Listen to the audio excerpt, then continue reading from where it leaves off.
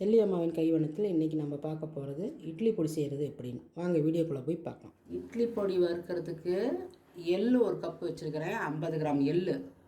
First எள்ளை கொட்டி வறுத்துக்கலாம். சம்மந்தி எள், சுத்தமான எள் நல்லாயிருக்கும்.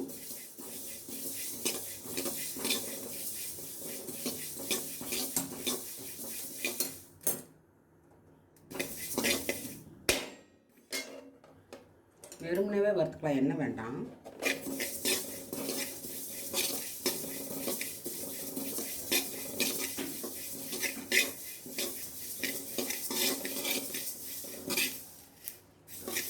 எள்ளு வாசம் வருது, நல்லா வறுபட்டுருச்சு. எள்ளை எடுத்து கொட்டிட்டு எள்ளு வறுபட்டுருச்சு, எள்ளை எடுத்து கொட்டியாச்சு. அதுக்கப்புறம் உடச்ச உளுந்து அது அதே கப்பில் ஒரு கப்பு போடுறேன்.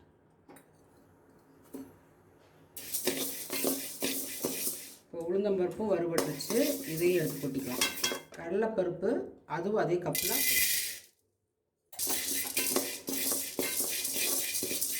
இட்லி பொடி எல்லாமே பருப்பு வகைகள், நல்ல சத்து உள்ளது. அதனால் நல்லெண்ணெய் சேர்த்து சாப்பிடும்போது ரொம்ப நல்லது. கடலைப்பருப்பும் நல்லா செவந்துருச்சு, அதையும் எடுத்து கொட்டிக்கலாம். பொட்டுக்கடலை போட்டுக்கலாம். பொட்டுக்கடலையும் நடக்கடலையும் அதிகமாக போட்டுக்கணும். பொட்டுக்கடலை 3 கப்பு போட்டுருக்கேன். பொட்டுக்கடலை 3 கப்பு, அதாவது 150 கிராம் பொட்டுக்கடலை போட்டுருக்கேன்.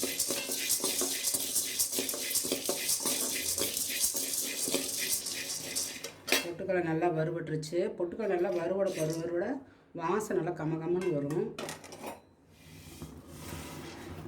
நடக்கல்லையும் இதே கப்பில் போட்டுக்கிறேன். 3 கப்பு பொட்டுக்கடலை போட்ட அதே அளவு 150 கிராம் நடக்கல்ல.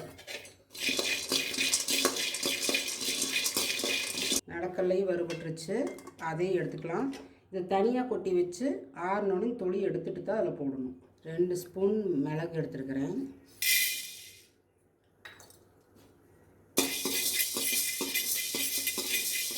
மிளகு நல்லா வறுபட்டுருச்சு, மிளகையும் எடுத்துக்கலாம்.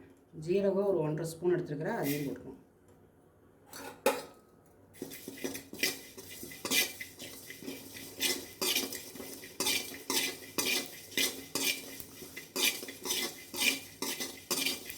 பொரிஞ்சிருச்சு. 1 ஸ்பூன் மல்லி விதை, அதையும் போட்டுக்கலாம். வறுபட்டுருச்சு, எடுத்துடலாம். காஞ்ச மிளகா, வரமிளகா ஒரு 15 மிளகாயை போடுறேன். மிளகாயும் நல்லா வறுபட்டுருச்சு, ரொம்ப விட்டால் தீஞ்சு போயிடும். அதனால் கரெக்டாக இருக்கும், எடுத்துடலாம். 2 கட்டி பெருங்காயம், கொஞ்சமாக எண்ணெய் ஊற்றிக்கலாம், அப்படியே பொரிஞ்சு வந்துடும்.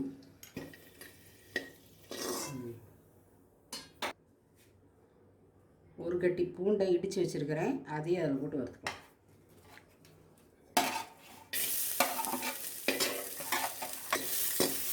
பூண்டு நல்லா பச்சை வாசம் போக முறுமுறுன்னு வணங்கணும். அப்போ தான் மிக்சியில் அரைச்சா ஈரப்பதம் இல்லாமல் அளவுக்கு வணங்கியிருக்கணும். கருவேப்பிலை ஒரு கைப்பிடி கொத்தளவு எடுத்து வச்சுருக்கிறேன், அதையும் அதிலே போட்டு இது 2 ஈரப்பதம் போக நல்லா வணங்கணும். முறுமுறுன்னு வறுபடணும்.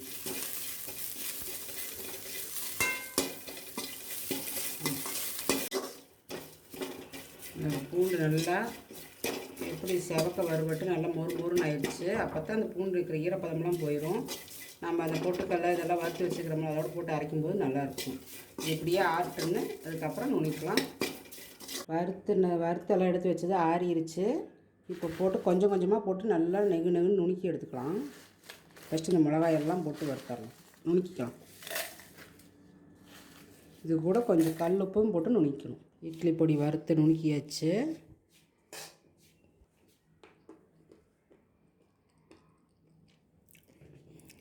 கரெக்டாக இருக்குது, செம்மையாக இருக்குது. சுவையான இட்லி பொடி பார்த்திங்க, நடக்கல்ல, பொட்டுக்கல்ல, எள் எல்லாம் கலந்தது, நல்லா வாசமாக இருக்குது.